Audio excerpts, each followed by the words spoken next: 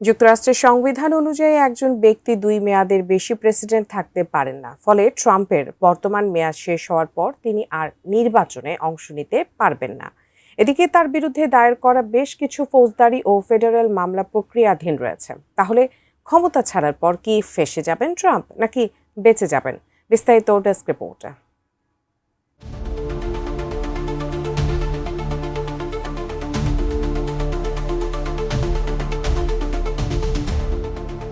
মার্কিন president Donald ট্রাম্পের ক্ষমতার মেয়াদ শেষ হতে যাচ্ছে 2029 সালের 20 জানুয়ারি। দেশটির সংবিধান অনুযায়ী একজন ব্যক্তি 2 মেয়াদের বেশি প্রেসিডেন্ট হতে পারেন না। ফলে ডোনাল্ড ট্রাম্পের বর্তমান মেয়াদ শেষ হলে তিনি আর পুনরায় নির্বাচনে অংশ নিতে পারবেন না।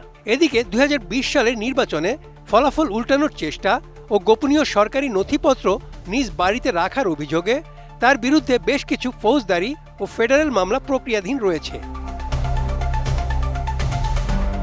এদিকে ক্ষমতা ছাড়ার পর সম্ভাব্য আইনি জটিলতা ও তদন্ত থেকে নিজেকে সুরক্ষিত রাখতে নানা পদক্ষেপ নিচ্ছেন ট্রাম্প। 27 মে সিএনএনে প্রকাশিত এক প্রতিবেদনে বলা হয়, ট্রাম্প অ্যান্টি ওয়েপনাইজেশন ফান্ড নামে প্রায় $180 কোটি একটি তহবিল গঠন করেছেন। এর লক্ষ্য ট্রাম্পের ঘনিষ্ঠদের বিরুদ্ধে রাজনৈতিক উদ্দেশ্য প্রণোদিত তদন্ত বা মামলার অভিযোগ মোকাবিলা করা। নিন মজাদার গোলমার্ক পপ, কুরমুরে বাইটে ফুরফুরে লাইফ। প্রতিবেদনে আরও বলা হয়, দ্বিতীয় মেয়াদে নির্বাচিত হওয়ার পর ট্রাম্প প্রশাসন প্রেসিডেন্টের ক্ষমতার ওপর থাকা বিভিন্ন নিয়ন্ত্রণ ও জবাবদিহি ব্যবস্থা দুর্বল করার চেষ্টা করছে। এর মধ্যে রয়েছে স্বাধীন সংস্থা ও নজরদারি ব্যবস্থার ক্ষমতা কমানো, বিশ্বস্ত সহযোগীদের সুরক্ষা দেওয়া এবং প্রেসিডেন্টের নির্বাহী ক্ষমতা আরও বাড়ানো।